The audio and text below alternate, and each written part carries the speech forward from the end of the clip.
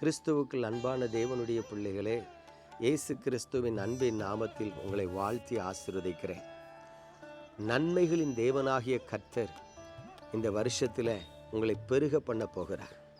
பாருங்கள், உபாகமத்தின் புஸ்தகம் 1ஆம் அதிகாரம் 11ஆம் வசனம் சொல்லுகிறது, நீங்கள் இப்பொழுது இருக்கிறதை பார்க்கிலும் 1000 மடங்கு அதிகமாகும்படி உங்கள் பிதாக்களின் தேவனாகிய கர்த்தர் உங்களுக்கு சொல்லியபடியே உங்களை ஆசீர்வதிப்பாராக.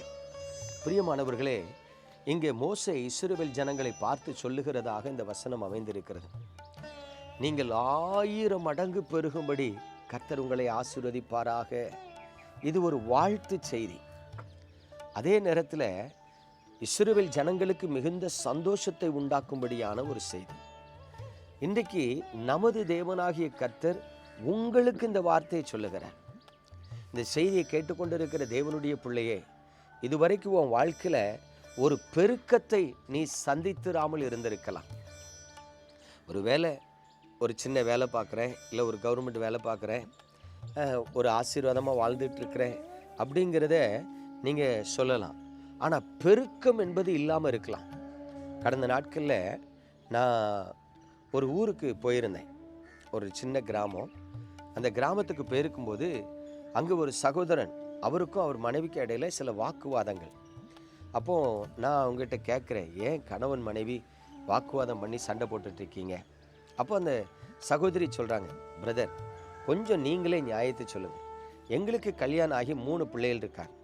அதில் 2 பெண் பிள்ளைங்க, ஒரு பையன் இருக்கிறான்.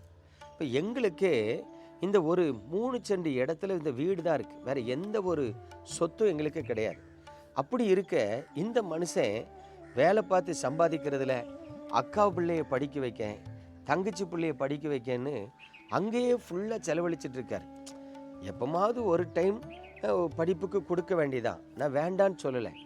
அந்த பிள்ளைகள் படித்து முடிக்கிற வரைக்கும், அந்த பிள்ளைகள் திருமணமாகிற வரைக்கும் இவர் தான் உதவி செய்வேன்னா, அப்போ என் பிள்ளைகளுக்கு என்ன இருக்கும்? பிரதர், நாங்கள் நல்ல ட்ரெஸ்ஸை எடுத்து போகிறதில்லை பிரதர். நாங்கள் கடைக்கு போனால் ஏதோ இருக்கிறதுல சுமாரான துணியை தான் எடுத்து என் பிள்ளைகளுக்கு கொடுக்குறார். நல்லா சம்பாதிச்சு என் புருஷன் என் பிள்ளைகளுக்கு கொடுக்கலன்னு எனக்கு வருத்தம் இருக்காதா அப்படின்னு சொல்லி அங்கலாய்த்தாங்க. அப்போ நான் அவர்கிட்ட, என்ன பிரதர் அப்படின்னு கேட்குறேன். அவர் சொல்கிறாரு, அண்ணே, என் அக்காவுக்கு கணவர் இல்லை, அவள் விதவையாக இருக்கா, அவளுக்கு யார் செய்ய முடியும்? அவர் சொல்கிறது நியாயமான ஒரு காரியம். 2வது சொல்கிறாரு, என் தங்கச்சி வீட்டுக்காரரு எதிர்பாராமல் ஒரு விபத்தில் மாட்டிக்கிட்டாரு, அதனால் அவரை கம்பெனிலேருந்து வேலையில் நிப்பாட்டிட்டாங்க. இப்போதைக்கு அவருக்கு வருமானம் இல்லாமல் இருக்குது, இன்னும் 1 வருஷம் 2 வருஷத்தில் அவர் வேலைக்கு போயிடுவார். அதனால் என் சூழ்நிலை பிரதர், நான் உதவி செய்ய வேண்டிய கட்டாயத்தில் இருக்கேன் அப்படின்னார். எனக்கு ஒன்றுமே சொல்ல முடியல. பாருங்கள், ஒரு அன்பு நிமித்தம் கட்டப்பட்டவனாய் ஒரு மனிதன் இருக்கிறான். நான் ஜெபம் பண்ணிட்டு வந்துட்டேன். ஒரு 3 வருஷம் கழித்து நாங்கள் சென்றிருந்த பொழுது பார்த்திங்கன்னா, அந்த குடும்பம் ஒரு நல்ல வீடு கட்டி மகிழ்ச்சியாக இருக்கிறத பார்த்தேன். நான் கேட்டேன், என்ன நடந்துச்சு அப்படின்னு சொல்லி கேட்டேன். அப்போது அவர் சொன்னார், அண்ணே, நீங்கள் வந்து ஜெபம் பண்ணிட்டு போயிட்டீங்க. என் மனைவியும் என்னாலும் என்கிட்ட சண்டை போட்டு வருத்தத்தில் இருந்தா. நானும் யோசித்து பார்த்தேன், குடும்பத்துக்கும் தேவையான ஒரு ஆசீர்வாதம் வேணும், வருமானம் வேணும், அக்கா தங்கச்சியும் கைவிட முடியாது அப்படின்னு யோசித்து பார்த்து தேவ சமூகத்தில் ஜெபம் பண்ண ஆரம்பித்தேன். நான் தொடர்ந்து ஜெபம் பண்ணிகிட்டே இருந்தேன். எதிர்பாராமல் என் நண்பன் ஒருத்தர் பெங்களூரில் இருக்கிறாரு. அவர்கிட்ட தற்செயலாக பேச வேண்டிய சூழ்நிலை வரும்போது அவர் அங்கே ஒரு பிஸ்னஸ் பண்ணுறார். அந்த பிஸ்னஸுக்கு என்கிட்ட சொன்னார், நீ எனக்கு ஆர்டர் எடுத்துத்தா, நான் அந்த பிஸ்னஸை பண்ணேன்னா உனக்கு அதில் நான் ஷேர் தாரேன் அப்படின்னு சொன்னார்.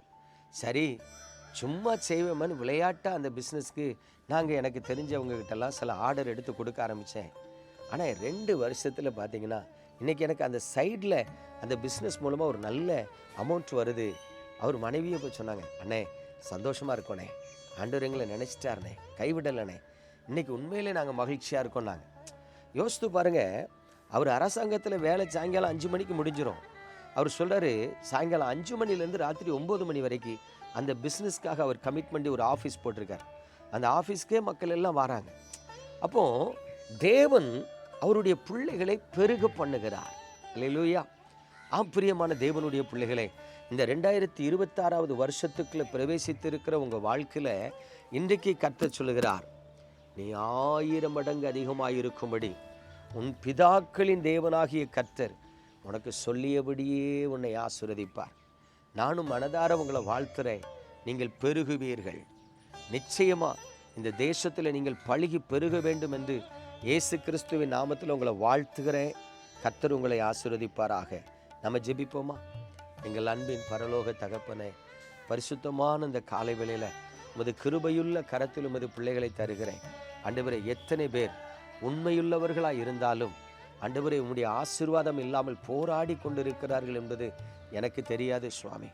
ஆனாலும் ஆண்டவரே, வருத்தத்தோடு போராடினாலும் ஒவ்வொரு நாளும் தேவ சமூகத்தில் வந்து என்னை ஆசீர்வதிப்பீரா, என்னை மேன்மைப்படுத்துவீரா, என் சிறுமையை மாற்றுவீரா, என் கண்ணீரை துடைப்பீரா, என் காலங்களை செழிப்பாக மாற்றுவீரா என்று உமக்கு காத்திருந்து ஜெபித்து கொண்டிருக்கிற பிள்ளைகளை நீங்கள் நினைத்தருளுங்க ஆண்டவரே.